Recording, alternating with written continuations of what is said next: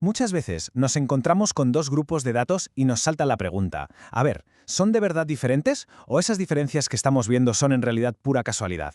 Bueno, pues hoy nos vamos a embarcar en un pequeño viaje estadístico para responder justo a eso, usando un método claro, paso a paso, para llegar a una conclusión que se sostenga. Venga, vamos a meternos en faena con un ejemplo que se entiende muy bien. La pregunta es esta. ¿El pulso medio de las mujeres es de verdad distinto al de los hombres? Porque, como vamos a ver, a simple vista parece que sí hay una diferencia. Pero, ¿es lo bastante grande como para tomárnosla en serio? ¿O es solo ruido, una cosa del azar? Y aquí están los datos sobre la mesa. La N nos dice cuánta gente hay en cada grupo. Luego, la media del pulso. En nuestra muestra es de 77,5 para las mujeres y casi 73 para los hombres. Ojo, que es una diferencia de casi 5 pulsaciones por minuto. Pero la pregunta del millón sigue ahí. ¿Es esta diferencia real o podría haber salido así por pura potra? Para saberlo, tenemos que entrar en el mundo de la estadística formal. Y aquí es donde entra en juego la prueba de hipótesis. Es, digamos, nuestra herramienta para pasar de una simple observación, de un me parece que, a una conclusión rigurosa que se basa en evidencia y no en una simple corazonada. A ver, para que nos entendamos, esto es como un juicio. Tenemos una afirmación que queremos demostrar y usamos los datos como si fueran las pruebas. El objetivo es ver si esas pruebas son lo suficientemente fuertes como para respaldar nuestra afirmación más allá de una duda razonable. Y lo más importante de este juicio es que siempre empezamos con la presunción de inocencia. Esa es la hipótesis nula, la H sub 0. Partimos de la idea de que no hay ninguna diferencia real. Nuestro trabajo, como si fuéramos los fiscales de los datos, es encontrar pruebas suficientes para rechazar esa idea y poder aceptar la hipótesis alternativa, que la diferencia que vemos es real, que está ahí por algo. Pero, un momento. No podemos lanzarnos a analizar a lo loco. Antes de elegir qué prueba estadística vamos a usar, tenemos que pararnos en una especie de cruce de caminos y mirar bien nuestros datos. Este es un punto de decisión fundamental en nuestro viaje. Y la gran pregunta en este cruce es, ¿nuestros datos siguen una distribución normal? ¿Dibujan esa famosa campana de Gauss? La respuesta es clave, porque resulta que muchas de las pruebas estadísticas más potentes y fiables están diseñadas para funcionar a la perfección con datos que se comportan así, de esta manera tan predecible. Este es, básicamente, el mapa de ruta. Primero, establecemos las hipótesis. Segundo, comprobamos los supuestos de los datos, como la normalidad. Tercero, en función de eso, elegimos la prueba correcta.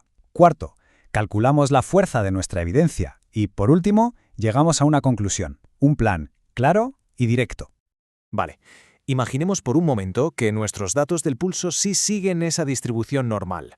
Si ese es el caso, perfecto, podemos coger la ruta más rápida, la más directa y potente, lo que llamamos la autopista paramétrica. Y en esta autopista nuestro vehículo es la prueba T de Student. Es una maravilla porque va al grano. Compara directamente los valores promedio, las medias, de nuestros dos grupos. Es la herramienta ideal cuando los datos se portan bien y siguen la famosa campana de Gauss. Pues bien, al aplicar la prueba T a nuestros datos del pulso, esto es lo que obtenemos. El estadístico T nos dice cómo de grande es la diferencia que hemos visto teniendo en cuenta la variabilidad de los datos. Pero lo más importante, la joya de la corona, es el valor P. En este caso, 0,04. Este numerito es la clave de todo el asunto.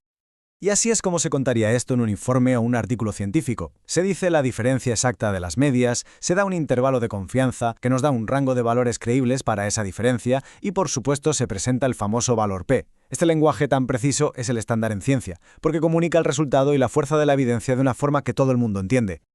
Pero, ¿y si los datos del pulso no hubieran sido normales? ¿Y si la distribución fuera un poco rara o tuviéramos valores muy extremos? Pues no pasa nada. Simplemente nos salimos de la autopista y cogemos una ruta alternativa, una que sirve para cualquier tipo de terreno mucho más flexible.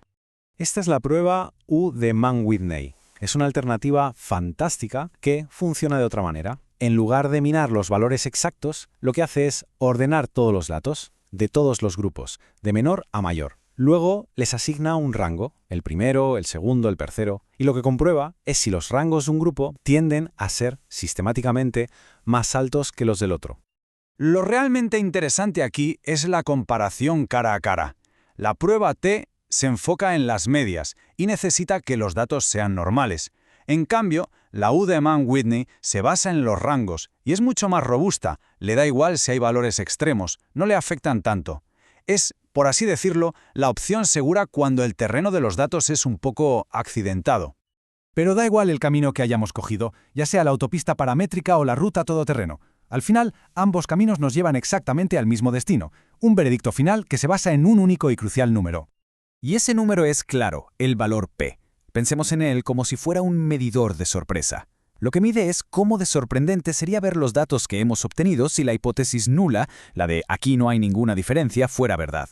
Si el valor P es muy bajo, significa que nuestros datos son súper sorprendentes bajo esa idea, tan sorprendentes que al final preferimos pensar que la idea de la que partíamos estaba equivocada. En nuestro ejemplo del pulso, el valor P era de 0,04. ¿Qué significa esto? Pues que si en la realidad no hubiera ninguna diferencia, solo tendríamos un 4% de probabilidad de encontrar por pura casualidad una diferencia tan grande como la que hemos visto. Es bastante improbable, ¿verdad? Y con esto llegamos a la conclusión. Como nuestro valor P de 0,04 es más pequeño que el límite que solemos poner, que es 0,05, la evidencia es lo suficientemente fuerte. Así que rechazamos la hipótesis nula. Concluimos que la diferencia que hemos visto en el pulso entre hombres y mujeres es estadísticamente significativa. Vamos, que no es fruto del azar. ¡Perfecto! Hemos recorrido el camino completo para comparar dos grupos que no tienen nada que ver entre sí, son independientes. Pero claro, esto nos abre una nueva puerta, una nueva pregunta. ¿Qué pasaría si en lugar de comparar hombres y mujeres, comparásemos el pulso de las mismas personas antes y después de hacer ejercicio?